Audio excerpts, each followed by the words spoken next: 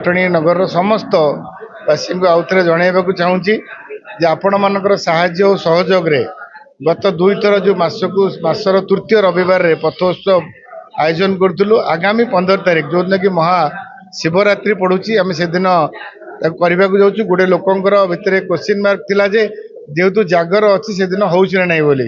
जेहेतु आम कमिटमेंट करपर्यंत पागर कौन खराब प्रदर्शन न हो पर्यटन आम ताकू जारी रखिबू तेणु से मुताबक आगामी 15 तारीख में आम पथोत्सव करुचु तेणु आपण समस्त को गणमाध्यम आपण माध्यम नवेदन करुँ आसतु समस्ते मिलमिशी सकाल को उपभोग करवा आम अंचल जो कला प्रतिभा आमर जो अच्छी से जिन केमती आम पूरा लोकलोचन को आने केवल जटणी नुहे सारा भारत वर्ष में केमती भारत बाहर भी आम कला प्रदर्शन हम से आम यहाँ गोटे प्रचेषा केवल पथोत्सव नुहे आगामी दिन में आउ गुड़े कार्यक्रम जमी आम सूचना आपको देलु पवित्र मंदिर चैरिटेबल ट्रस्ट से गोटे क्विज कंपटीशन हम यही जटणी खोर्धा जिला अंतर्गत जेकोसी मेधावी छात्र छात्री को आम ऑनलाइन माध्यम स्कूल माध्यम कंटाक्ट करूँ प्रतियोगिता जी कृतित्व 50,000 टू नहीं माने विभिन्न प्राइज कन्सोलेशन प्राइज रखा जाइए पर खरा दिन आसला आम विभिन्न जगह केमती जल छत्र व्यवसाय हम वर्षा दिन आसिले छता कम्बल बंटा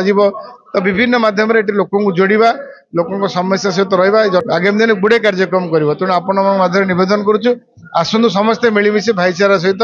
तृतीय पथोत्सव को आम अति आनंद उल्लास सहित पालन करवा। जटणी पथोत्सव तृतीय पथोत्सव पालन करने को आम जाऊँ आसंता 15 तारीख जोटा हूँ शिवंकर महिमा जागर तेणु शिवंकर आशीर्वाद उदीयमान नेता खोर्धा जिलार भारतीय जनता पार्टी सभापति विश्वरंजन बड़जना अध्यक्षतार पथोत्सव पालन कर शिवंकर महिमा शिवंकर स्तुति एवं शिवंकर प्रतिभा ए पथोत्सव को पूरा मंडित करिवो एवं समस्त जनसाधारण को अनुरोध ए पथोत्सव शिवंक महिमा आहरी परिस्फुटित हो यही मोर एकमात्र लक्ष्य। द्वितीय पथोत्सव बहुत सफल होता ये तृतीय पथोत्सव शिवंक आशीर्वाद आहरी सफल हम। लास्ट पथोत्सव आम चिंता करूँ खरा जो मार्च रे 15 जोटा हम सेटा को आम समर स्पेशल करूँ सेटा को लास्ट को आपण मानकर मतामत नहीं आहरी आग को लेकिन आम आहरी भल भाव करने को चिंता करूँ से आपण मानकर सहयोग एकांत काम्य। तृतीय पथोत्सवटा निरा ढंग से सतरे पालन करा कारण से दिन शिवरात्रि पड़ुची आ लोक माने जागर उपास करिथांती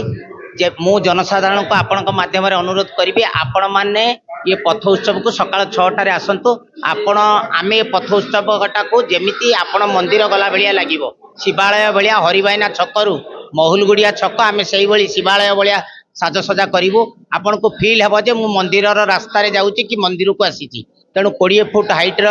शिवंकर प्रतिमूर्ति भी से पथोत्सव रखा आपण मैंने देखिए आउ रास्ताटा को पूरा स्टेज ठू नहीं कि जिते पार्टिसिपेंट अच्छा समस्त को आम शिवरात्रि स्पेशल हिसाब से आयोजन करने आग्रह प्रकाश करूँ समस्त नाच गीत भी से भाया तेणु तृतीय पथोत्सव जहाँ लुलु बड़जना उपदेश अनुसार होची तेणु आमे ये तृतीय पथोत्सव द्वितीय सफलता पाई तृतीय आहरी बेसी सफलता ये पाइबू आशा जे जेहेतु जागर अच्छी लोक जल्दी उठिबे आ उपवास करिकी आपको अनुभव करने को आसबे उपभोग करेंगे तांको फील हम जे ये शिवालय पलटि जाइए तेणु यही जागर उपदिष्ट पथोत्सवटी को आपण माध्यम आमंत्रण करूँ समस्ते बहु संख्यार आसतु सबु मासर एटा स्पेशल हुए मासर एटा स्पेशल सबु बहु संख्यार योगदान करके तृतीय पथोत्सव को सफलता करिए यही महाप्रभु शिवंक पाखरे मोर निवेदन और अभिनंदन। निश्चित भाव में जमी प्रथम एवं द्वितीय पथोत्सव आयोजित होता आपण मान समर्थन में आपण मान चेष्टा बहुत सक्सेस पाइलु निश्चित भाव में तृतीय पथोत्सव जो हवा जाऊँगी आम निश्चिंत जटणीवासी मान जोड़ी पारिबा एवं जो कलाकृति क्रीड़ा जो गुड़िक आम रही जटणी लुचिकी रही आम आगे एक्सपांड कर यही पथोत्सव आधार रही आम आपण मानू जो चतुर्थ पथोत्सव हम आम मैंने आपण मानू सजेसन नबू। महादेव दिन जेहेतु आमर पूरा लक्ष्य रही 20 फुट्र उच्चर गोटे महादेव शिवंकर गोटे मूर्ति आम बसैबू से केमती पूरा चारिआडे शिवमय जमी धुन हम आ समस्ते केमती जानवे जे आम गोटे जगह को आसिलु जे ना महादेव पाखक एरिया बोलिकी जना पड़ो से भाया व्यवस्था करा जाउची आ समस्त आमर एथरक पुणी जो मैंने पार्टिसिपेट करते बढ़ी 158 को जाई पहुँची जमी से आउरी लोक बहुत लोक आसतु समस्त अनुरोध आपन को लगे जे ना शिव मंदिर को आसी से भाया आम परिवेश करने आम सत चेष्टा करुँ।